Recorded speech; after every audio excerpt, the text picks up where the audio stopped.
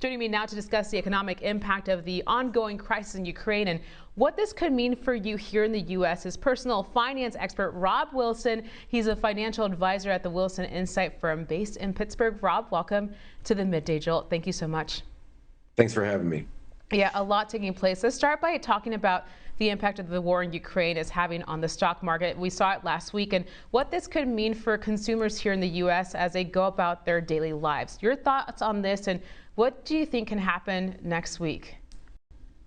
Well, I obviously think the biggest thing that we're dealing with now is uncertainty. The stock market does not like uncertainty. And the average person might say, well, listen, the stock market always seems like there's a little bit of uncertainty there. But when you have huge geopolitical events like this, where we just can't handicap how long it's going to take or how this situation is exactly going to be resolved, big investors, hedge funds, pension funds, they tend to sell first and then ask questions later. And we've seen that with all of the volatility that has been increased in the market over the last couple of weeks. So I think that we do have to look forward to that until we get some solid resolution. And certainly next week, if we don't really see any substantial peace talks, I think you're going to see the rocky road in the market continue. Yeah, most definitely. We saw this as well in the matter of days with the conflict underway. Some of the world's best known brands, from Apple to Mercedes-Benz and more, are apparently pulling out their projects from Russia. And we could expect more to come as well. Some energy companies backed out of its oil and gas products. And while we love to see the support for Ukraine, what does this shakeup mean? And can someone relate to something in the past that maybe they could control their finances along the way when more companies start pulling out? Yeah, I think that's an awesome question, because the thing that we have to realize is that it's not if something is going to happen in the future that's going to affect the market and then ultimately our wallets and 401ks. It's when. And so because we know that it's when, we have to be prepared for these things. And so we're just trying to claw ourselves out of a situation where the supply chains got really in a bad situation because of the coronavirus pandemic. Listen, we were all stuck in our houses for more than a year, and our demand to get back out there, spend money, and travel came back very quickly. Well, you can't just turn back on all of the energy markets, get plants running, get manufacturing facilities. It's not just like flipping a switch on.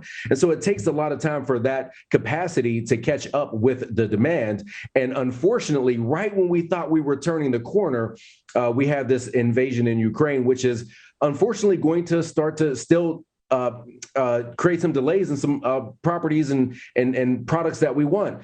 Look, you get a lot of minerals and things for electronics from both Russia and Ukraine. That's going to mean maybe some of the computers and things that we want to get, or the chips that we need for the vehicles, which has driven used car prices up so much. We may not be able to get those soon either. So unfortunately, I think it's going to stretch this situation out, but there is light at the end of the tunnel. This too shall pass. We've seen this story play out before. Yeah, like you mentioned, it is going to be exacerbated, but let's address the State of the Union address. Joe Biden saying on Tuesday that his administration will fight to keep costs down here in the U.S.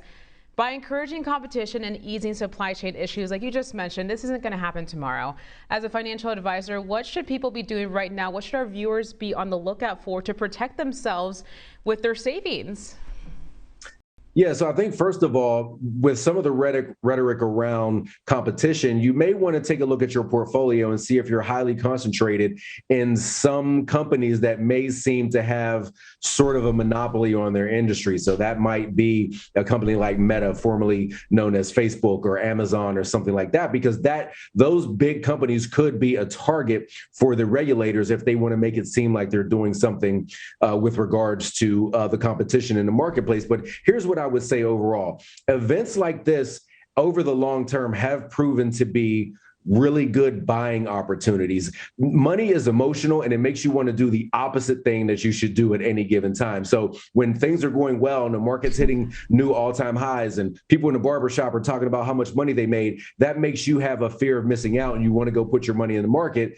In contrast with today, when there's war, when there's inflation, when there's rising interest rates, there's a lot of fear in the market, and you sort of want to clutch on to what you have. But if we look throughout history, if you had the worst timing in the world, if you invested the day before the financial crisis, if you invested the day before the Iraq war, if you invested the day before we really understood what the coronavirus pandemic was about, and you looked at your portfolio a year later, you were by and large much better off during that time. So I know it doesn't feel good at the moment, but historically, these sorts of events have given you an opportunity to put some money to work. Yeah, most definitely. And we need to address our younger viewers as well. Recent surveys showed that 1/3 of 18 to 29-year-olds around the world say that they've experienced financial difficulties during this time of the pandemic, more than any other age group. So any quick advice to them, final thoughts as this survey just came out? Yeah, you know what? I think that there's really never been a better time in the history of this planet to really take care of your own financial situation. And one of the things we see with the Great Resignation is not that young people don't want to work.